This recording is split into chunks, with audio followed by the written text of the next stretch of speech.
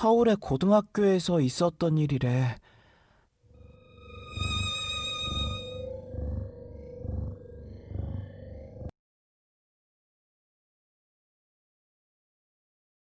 항상 전교 1등을 하던 친구와 그런 친구를 부러워하던 전교 2등 친구가 있었대. 근데 전교 2등인 학생은 명문대에 가기 위해 전교 1등이라는 타이틀이 너무 탐이 났었대. 게다가 맨날 부모님은 전교 1등이 되라고 화를 냈고, 끝내 참다 못한 2등은 1등 친구를 옥상으로 불러낸 뒤 떠밀어 버린 거야. 1등 친구는 머리부터 떨어져 버려 결국 죽고 말았어. 1등 친구는 자살로 처리돼 버리고 결국 2등이었던 학생은 전교 1등이 되었대. 그 후로 몇 달이 지났어. 전교 1등이 된 학생은 교실에서 자습을 하고 있었는데 어디선가 콩, 콩, 콩 하는 소리가 들렸더래. 무슨 소리지?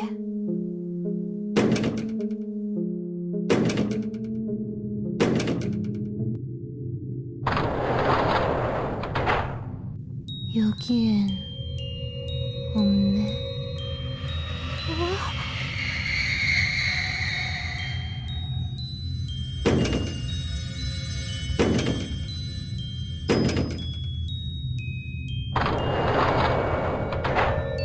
여기도 없네.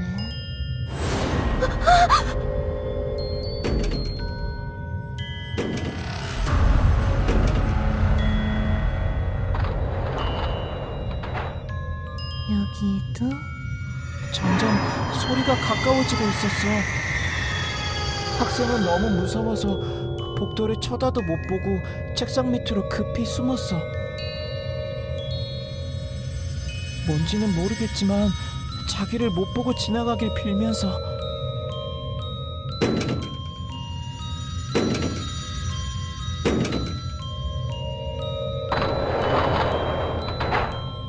옆 교실까지 소리가 나자 학생은 너무 무서웠어. 제발 빨리 지나가기만을 바라고 숨을 참았어. 드디어 학생의 교실 차례가 왔어. 콩, 콩, 콩, 드르르르. 문이 열리고 난 후 여기도 없네. 드르르르. 문이 닫혔어. 문이 닫히자 학생은 이제야 안도의 한숨을 쉬었어.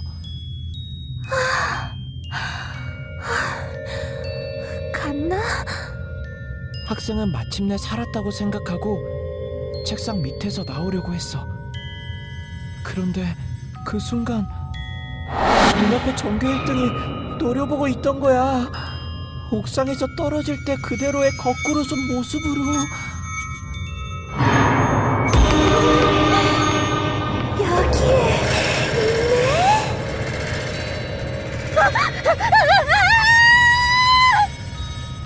그 후로 전교 2등을 본 사람은 없었대. 한 대학생이 서울에서 자취를 하다가 겪은 일이야.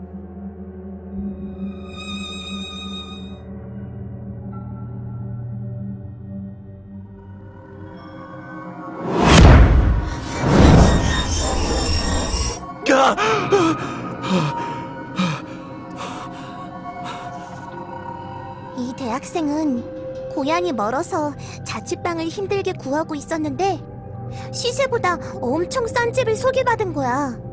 월세가 싼 데다 내부도 깨끗하게 정리된 집을 소개받았을 때는 행운이라 생각했었대. 그런데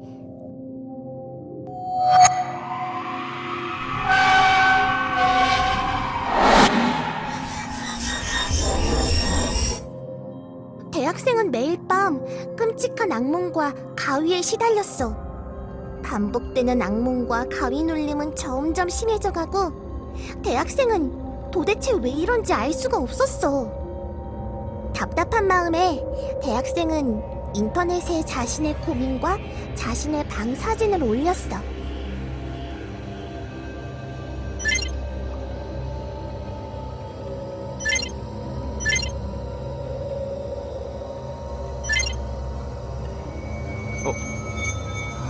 뭐야?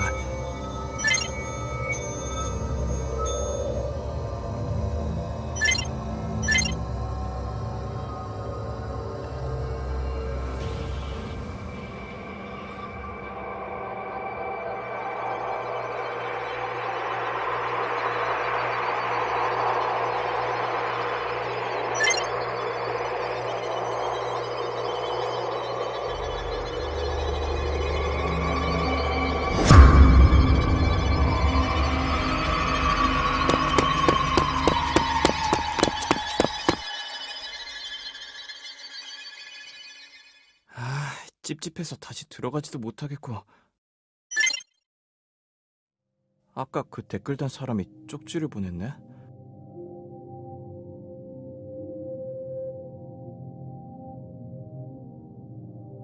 인터넷에서 처음 본 익명의 글을 믿는 건 바보 같은 행동이지만 너무 찝찝한 학생은 한 번만 시키는 대로 해보기로 한 거야.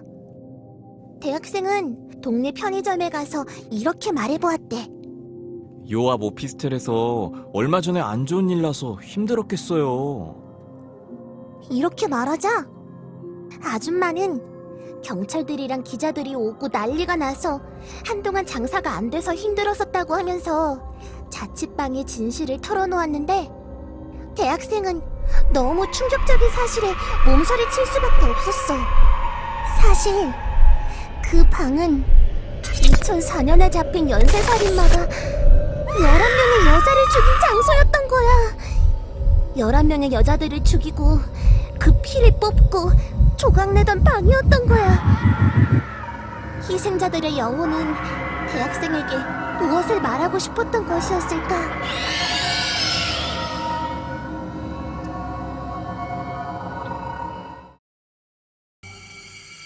도쿄의 한 여고에서 있었던 일이야.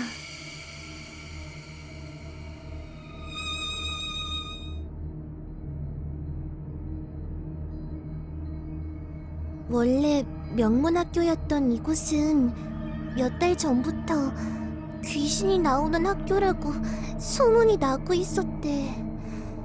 학교의 무용실에서 귀신을 봤다는 학생들이 하나둘 나오면서 이 소문 때문에 몇 달째 학생들이 심하게 동요하고 있었대.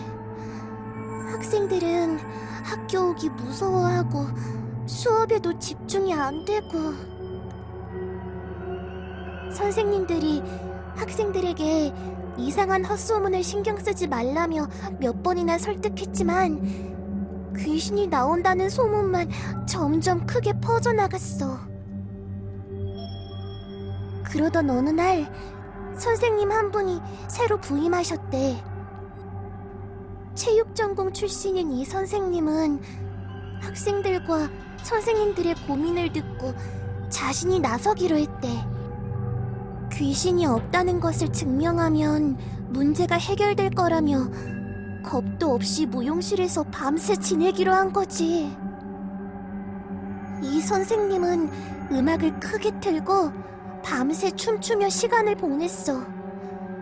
밤새 아무 일도 없는 것처럼 보였지.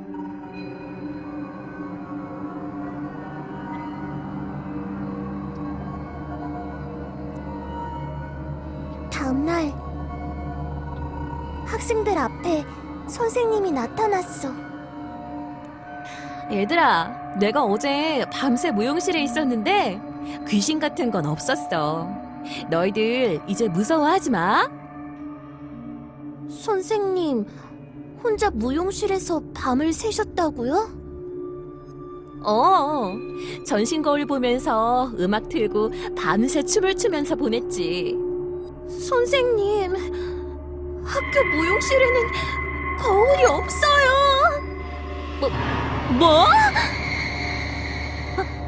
아니야. 내가 어젯밤에 분명히 거울을 보면서 춤을 췄다고.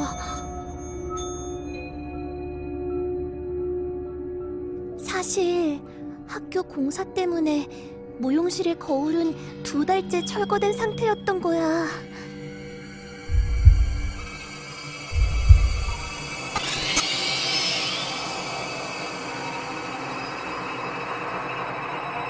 선생님, 밤새 무엇과 춤을 추신 거예요?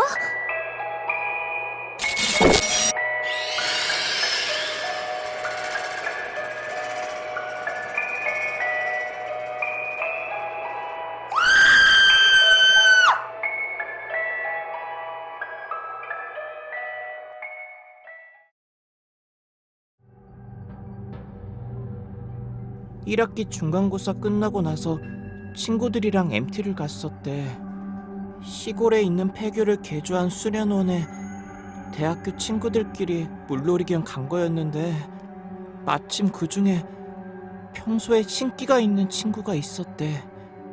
한참을 다들 재미있게 놀고 해질 무렵 친구 한 명이 더위를 식히려고 근처 강에 들어가는 걸 보고 있었대. 형이 고개를 돌려보니 신기 있는 친구가 그 모습을 기괴한 눈빛으로 노려보고 있더래.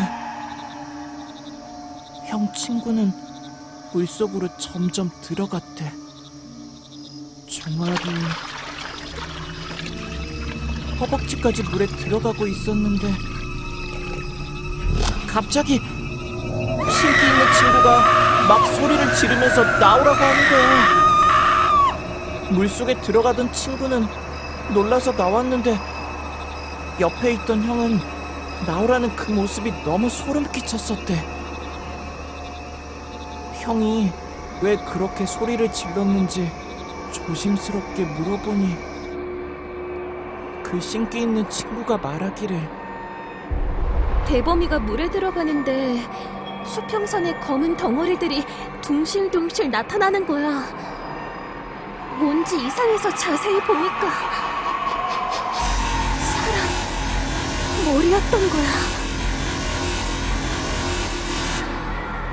대범이 허리까지 물에 잠기자 동시에 물귀신들이 그렇게나 많이.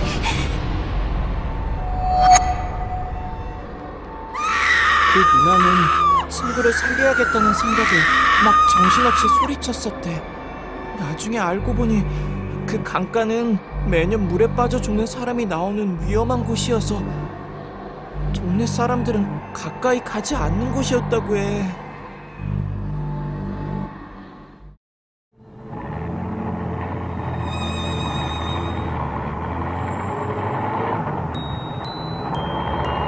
아주 추운 11월의 어느 날이었어. 늦은 밤 마지막 버스가 시내를 달리고 있었어. 버스에는 젊은 신혼부부와 노인, 그리고 젊은 청년까지 4명이 타고 있었지.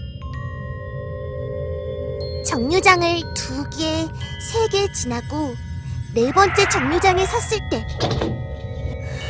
옛날 중국 복장을 한 3명이 버스에 탄 거야. 3명의 모습이 너무 이상했지만 사람들은 영화를 찍는 거겠지 생각하고 넘어갔지. 4개의 역을 지난 후 신혼부부는 내렸어. 그때 갑자기 노인이 청년에게 화를 냈어. 야, 이 도둑놈아! 무슨 소리예요? 네가 내 지갑을 훔쳤지? 무슨 말도 안 되는 소리예요?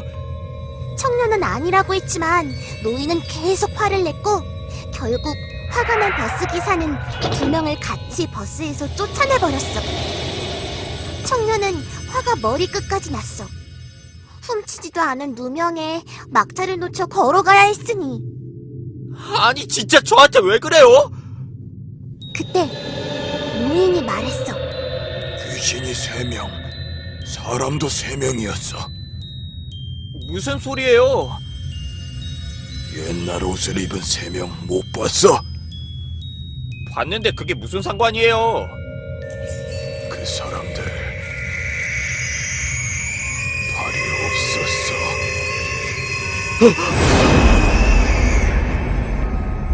차 안에 귀신과 사람의 머릿수가 같으면 누가 죽는 법이야. 내가 살려준 줄 알아? 청년은 그날의 일을 꿈이라고 생각하고 잊으려고 노력했어. 하지만 3일 후 3일 전 실종되었던 375번 버스가 베이징에서 100km 떨어진 저수지에서 발견되었습니다. 버스에서는 버스 기사와 신원 미상의 시신이 3명 발견되었으며 시내를 운행할 연료밖에 없는 버스가 어떻게 이 저수지까지 왔는지 경찰은 의문을 품고 연료 탱크를 열어보니 그곳에는 휘발유 대신 피가 가득했다고 합니다. 수많은 CCTV를 조사했지만 결국 375번 버스의 진실은 끝내 밝혀지지 않았지.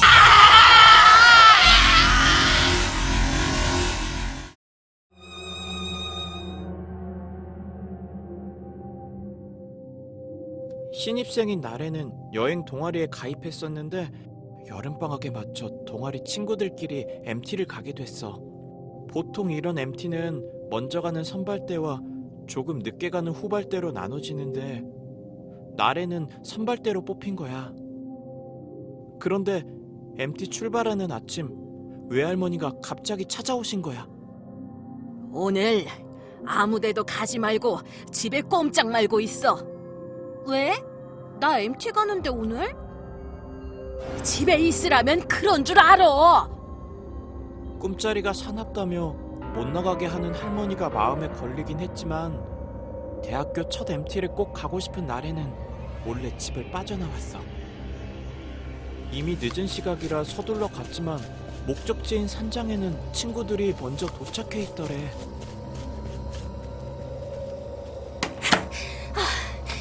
늦어서 미안. 이상하게도 앉아있는 친구들의 표정이 막 너무 어둡고 무서운 거야. 왜 그래? 무슨 일 있어? 큰일이 났어. 뭔데? 후발대로 오기로 한 애들이 사고가 났대. 사고? 무슨 사고? 버스가 절벽에서 굴렀대. 뭐? 진짜야? 장난하지 마! 다 죽어버렸어. 진짜야? 병원에 우리 빨리 가봐야 하는 거 아니야? 왜들 이러고 있어? 친구들이 사고가 났으면 빨리 가보든지 연락을 해야 하는데 어두운 표정으로 앉아있는 친구들의 모습이 너무 기괴해 보였대. 그때 갑자기 밖에서 누가 문을 쾅쾅쾅 두드리는 거야. 나래야! 거기 안에 있지? 어서 나와! 그건 죽었다고 한 후발대 친구의 목소리였어. 얘들아, 이 목소리는 후발대 남이잖아. 죽었다던 후발대 친구의 목소리가 들리다니 나래는 문을 열고 확인하고 싶었어. 근데 방 안의 친구들이 나래를 가로막는 거야. 나가지 마. 저건 귀신의 소리야. 뭐? 무슨 소리야? 남의 목소리잖아. 후발대 애들은 사고로 모두 죽었다니까. 저 문을 열면 귀신한테 끌려가고 만다고. 그때 숙소의 큰 창문으로 후발대 친구가 모습을 드러냈어. 나래야! 빨리 나와! 거기 있으면 안 돼! 나가지 마. 나가면 죽어. 빨리 나와! 빨리! 나가면 죽는다고. 너무 무서웠지만 친한 친구의 목소리를 무시할 수 없었던 나래는 자리를 박차고 밖으로 나갔어.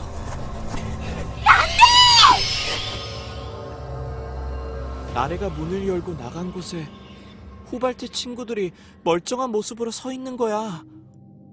너희들 어떻게 된 거야? 검은 그림자가 네 목을 조르는데 방문은 잠겨있고 얼마나 무서웠나 몰라. 사고 났었다며. 너희가 다 죽었다고. 무슨 소리야. 지금 선발대 애들이 탄 버스가 계곡에서 굴러서 다 죽었다고 연락 왔어. 뭐? 선발대 애들은 방에서 나랑 있었는데? 나래가 손가락으로 방을 가리켰지만 방 안에는 아무것도 없었어.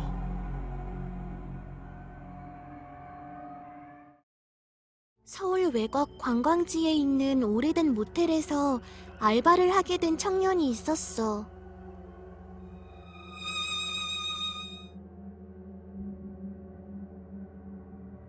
급여가 쏠쏠하단 말에 찾아간 모텔은 좀 낡아 보였지만 그러려니 하고 일하기로 했어.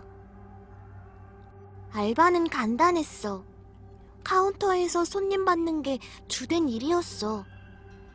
카운터 한쪽에는 나이 든 강아지가 있고 구석에는 소금 포대가 있는 게 이상했지만 신경 쓰지 않기로 했어.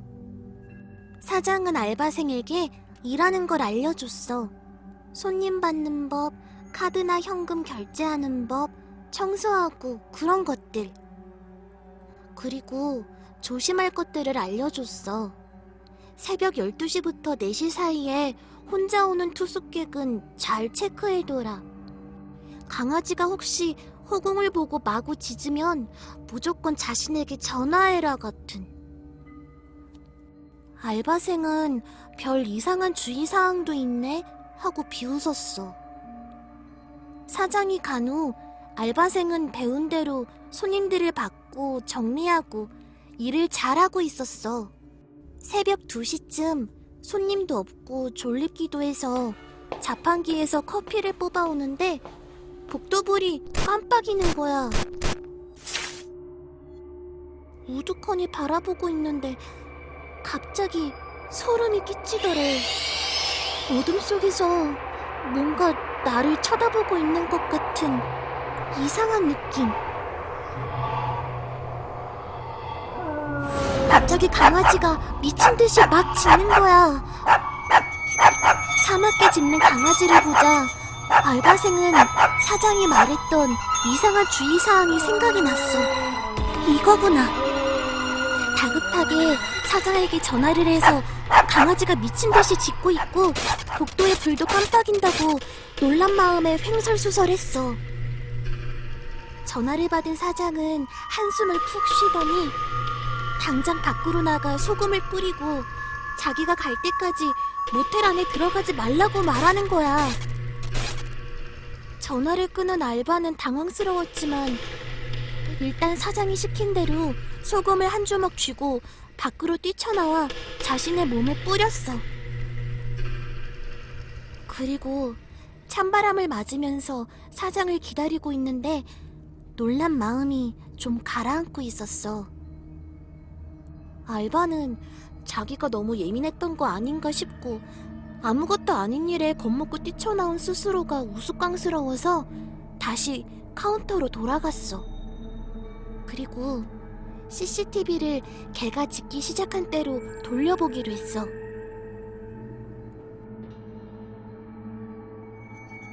그런데 깜빡이던 복도 쪽에 알바생 말고 다른 누군가가 진짜 있는 거야.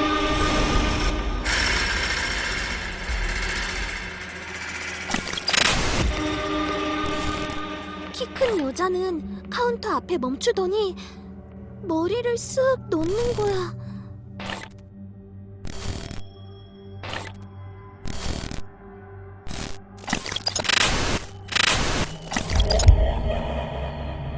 너무 놀란 알바생이 고개를 돌리자 거기에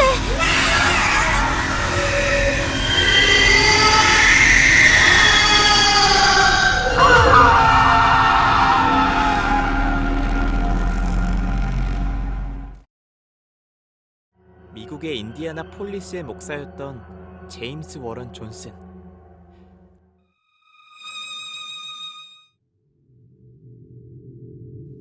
그는 평소 헌신적인 봉사활동과 카리스마 있는 모습으로 많은 사람들이 믿고 따르고 있었어. 타고난 매력에 더해 인종차별을 반대하고 평등을 외치는 모습에 신도 수는 나날이 늘어가고 있었어. 그런데 선하고 좋은 사람인 줄 알았던 존스 목사가 어느 날부터 변하는데, 자신을 따르는 신도들 개인의 재산을 모두 교회에 기부하게 시키고 집단 농장을 꾸려 외부와 단절된 생활을 해야 한다는 이상한 주장을 펼치기 시작한 거야. 결국 맹목적인 신자들을 앞장세워 존스타운이라는 마을을 만든 후 자신의 말이 신의 말이라는 잘못된 믿음을 퍼뜨리는 지경에 이르게 되고 말았어. 보통 사람들은 이상하다고 생각하고 도망쳐 나와야 하지만, 신도들은 이런 존스의 명령을 신의 말씀이라고 믿고 오히려 더 많은 사람들이 존스타운에 발을 들였다가 빠져나가지 못하는 일이 계속해서 생기게 되고 말아. 이런 모습은 결국 미국 정부와 언론의 관심을 받게 되고, 자신의 정체가 탄로날까 걱정한 존스는 남아메리카의 가이아나의 마을을 만들어 자신의 신도들을 집단 이주시켜버리고 말아. 하지만 자신의 말을 듣고 따라온 신자들에게 존스가 준 건 남미의 무더위와 벌레들이 우글거리는 농장의 강제 노역이었어. 존스는 무장 경비병을 고용해 신자들을 가다두고 노예처럼 일을 시켰지. 존스 목사는 신도들을 착취하며 자신의 더러운 욕망을 채워갔지. 그러다 마침내 진짜 비극이 시작되고 말았어. 존스타운으로 간 신도의 가족들의 신고를 받은 미국 정부에서 실상을 파악하려고 했고, 하원 의원이 방송국과 함께 존스타운을 방문해 본 거야. 존스 목사는 쇠뇌한 사람들을 준비해 정부에서 온 조사단 앞에서 너무 행복한 모습을 보여줬는데, 하원 의원은 어딘가 어색한 모습을 지울 수 없었다고 해. 그렇게 인터뷰를 마치고 정확한 증거를 못 찾고 돌아가는 미국의 조사단에게 한 사람이 다가와 몰래 쪽지를 줬는데,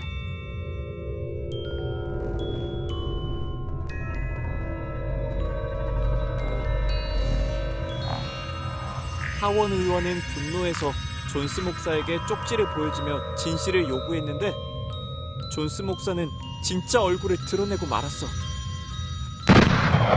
광신도를 시켜 조사단을 죽여버린 거야. 존스는 뒤늦게 자신의 선택을 후회했지만 이미 늦었지. 곧 경찰과 군대가 오게 될 테니까. 고민하던 존스는 마침내 악마의 선택을 하고 말아. 아무것도 모르는 존스타운의 수많은 신도들에게 자신과 함께 죽으면 천국으로 간다며 독약을 마시라는 명령을 내린 거야. 광신도들이 앞장서서 독약을 마시고 아이들을 살려달라는 사람들한테는 총을 들이대고 강제로 먹이고, 이때 존스타운의 사람들 중 3분의 1이 어린애들이었는데, 얼마 후 미국 군대가 갔지만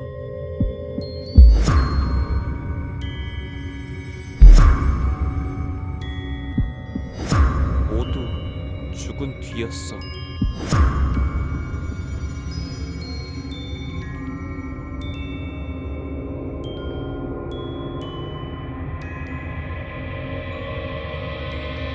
존스 목사는 918명의 시신들 사이에서 권총으로 자살한 모습으로 발견되었지.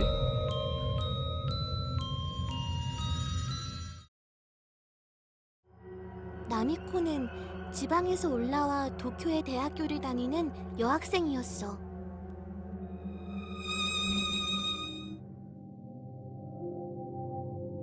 어느 날 동아리방에 있던 나미코에게 이상한 메일이 온 거야.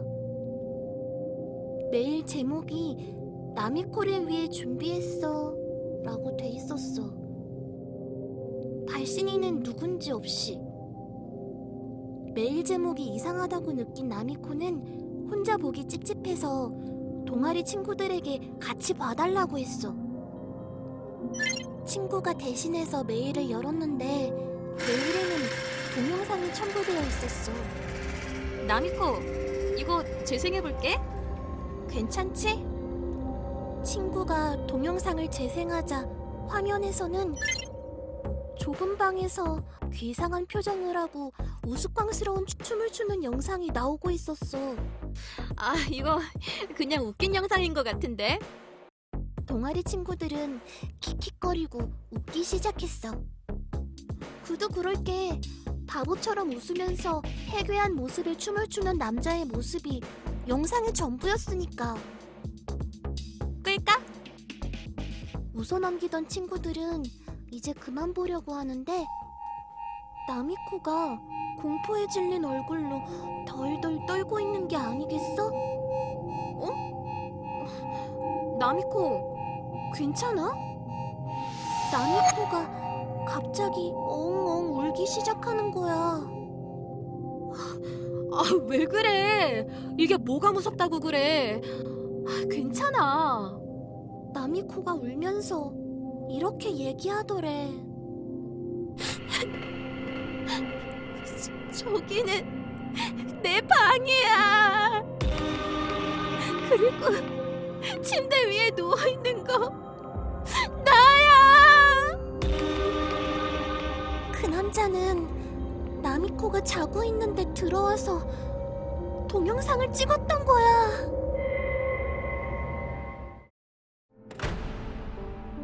내 딸은 발레리나였다.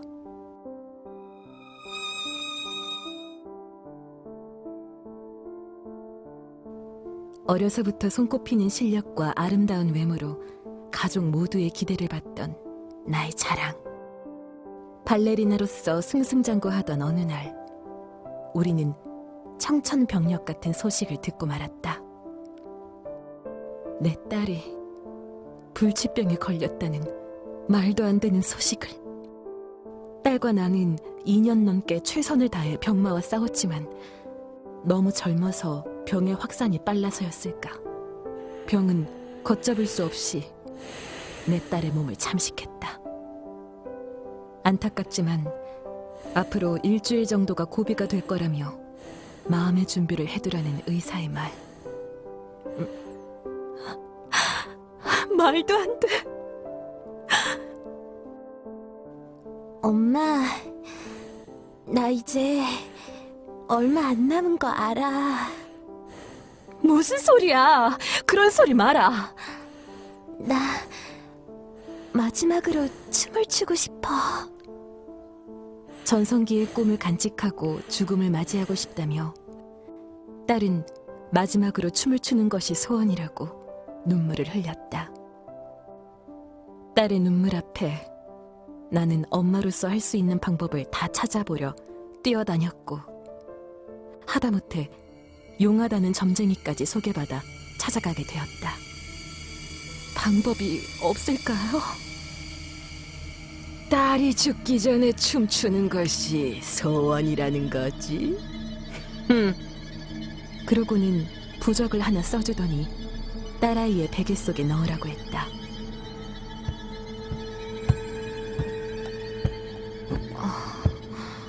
무슨 소리가 이렇게 들리지? 딸의 방 안에서 소리가 들려 문틈 사이로 방을 본 나는 너무 놀라고 말았다. 누워만 있던 딸이 격렬하게 춤을 추는 게 아닌가. 너무나 힘든 표정이었지만 소원대로 춤을 추는 딸의 모습에 난 이 순간은 남겨둬야겠다는 생각이 들어 카메라로 그 모습을 찍었다. 마지막 소원을 이룬 것이었을까? 다음날 딸은 내 곁을 영영 떠나버렸다. 장례식이 끝난 후 나는 마지막 춤추던 순간의 사진을 인화했고, 그 사진을 본 순간 그 자리에서 쓰러져 기절하고 말았다.